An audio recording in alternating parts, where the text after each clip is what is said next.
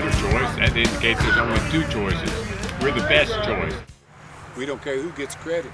We want to actually give both parties the chance to shine.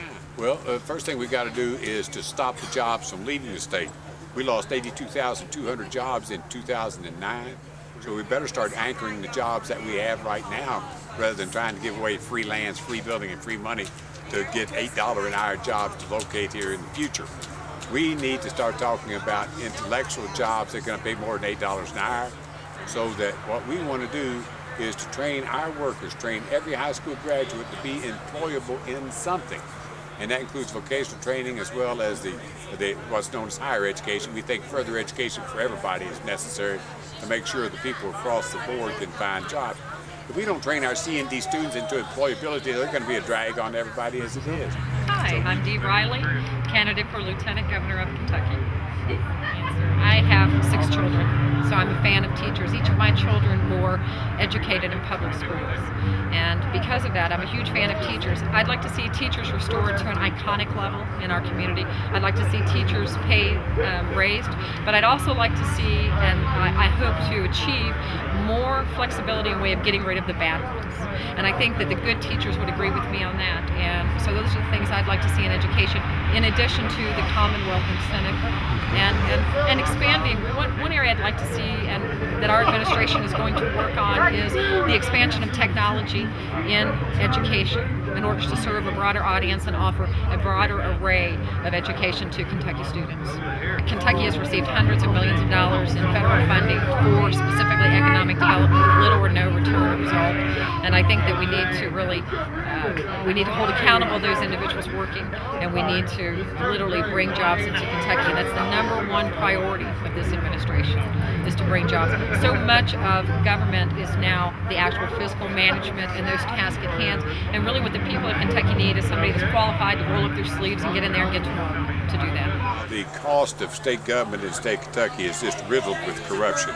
So I would like to reduce the cost of government in the state by eliminating corruption and special payoffs to the cronies and to the party cronies that take place right now. For instance, there's a thing called the Personal Contract Committee. Is where the state gives money to private industry to do the job that the state ought to be doing. In 1995, when Paul Patton took office, we spent $280 million in personal service contracts paying private corporations and cronies to do state business. When he left in 2003, we spent $1.2 billion to private cronies and private business to do the state business.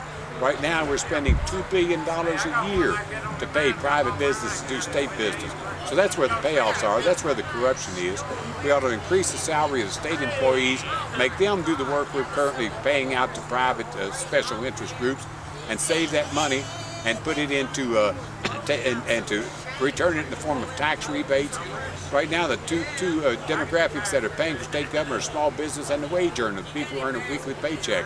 If we can cut the cost of government and spend money more efficiently and effectively, we can relieve some of that burden and shift it over to some of the larger corporations, which are beginning a free ride under this special spoils system of the dysfunctional two parties. We also need to promote our citizens to create their own small businesses, our cottage industries, and we need to recruit other businesses into Kentucky, and we need to make a very concerted effort to do so. We need to put the word development back into economic development for the state of Kentucky. And those programs that aren't doing the job, then we need to cut those and no longer waste the taxpayers' money. Much of the tax burden of Kentucky is on the backs of small businesses, and they are our best employer. So we need to provide incentives so they can employ more and more individuals and also expand their business. I want to eliminate a great number of these unnecessary taxes. The government has gotten unnecessarily large. The only reason they've been able to do that is they've been taking money from us unnecessarily, and I want to put them out of the business of unnecessary operation and save the attendant costs thereof.